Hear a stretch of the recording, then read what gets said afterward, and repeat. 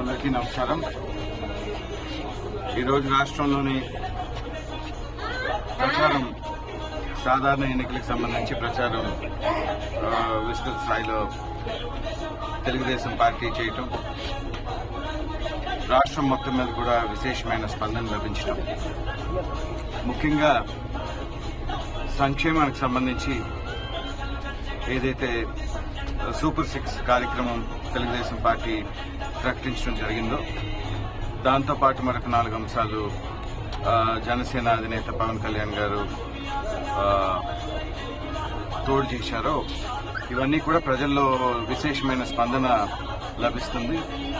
జగన్మోహన్ రెడ్డి ఏదైతే సంక్షేమం ఏదైనా సొంతంలాగా చెప్పుకొని తిరుగుతున్నారో ప్రజలు నమ్మే పరిస్థితిలో లేరు.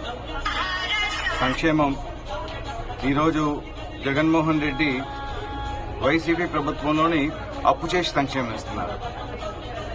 తెలుగుదేశం పార్టీ అధినేత చంద్రబాబు నాయుడు గారు సంపద సృష్టించి మెరుగైన విధానంలోనే సంక్షేమం ఇవ్వడానికి సిద్ధంగా ఉన్నారు. ప్రజలందరూ కూడా దీన్ని విశ్వసిస్తున్నారు. ఈరోజు రాష్ట్రం మొత్తం మీద కూడా ఎన్డీఏ కూటమి ఏదైతే ఉందో ఒక వేవ్ పరిస్థితి ఇప్పటికే రావటం జరిగింది. ప్రతి దగ్గర కూడా తెలుగుదేశం ప్రభుత్వం రావాలి, చంద్రబాబు నాయుడు గారు ముఖ్యమంత్రి అవ్వాలి, పవన్ కళ్యాణ్ గారు అదేవిధంగా కేంద్రం నుంచి బీజేపీ తోడుగా ఉంటే రాష్ట్రం త్వరితగతిన అభివృద్ధి ఏదైతే గత 5 సంవత్సరాల్లో కోల్పోయారో అదంతా కూడా మళ్లీ జరుగుద్ది అనే ఆశతోని ప్రజలంతా కూడా ఉన్నారు. ముఖ్యంగా ఈ సంక్షేమానికి సంబంధించి కూడా మరి రాజకీయం చేసే పరిస్థితికి ఈరోజు జగన్మోహన్ రెడ్డి రావడం జరిగింది. గత నెల పెన్షన్స్ ఏదైతే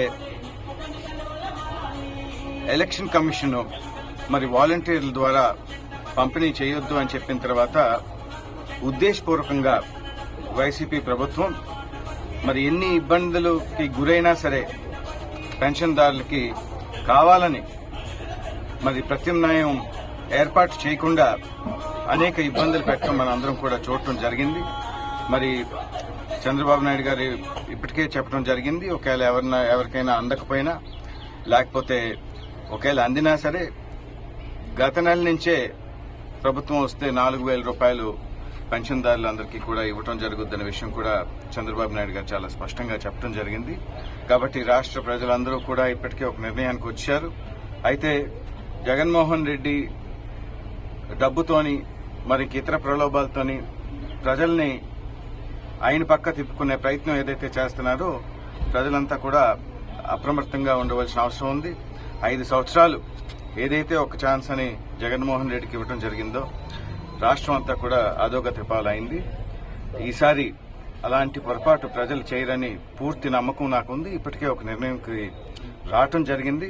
చంద్రబాబు నాయుడు గారిని తప్పనిసరిగా ముఖ్యమంత్రి చేయడానికి ప్రజలంతా కూడా సిద్ధంగా ఉన్నారనే విషయం తెలియజేస్తుంది.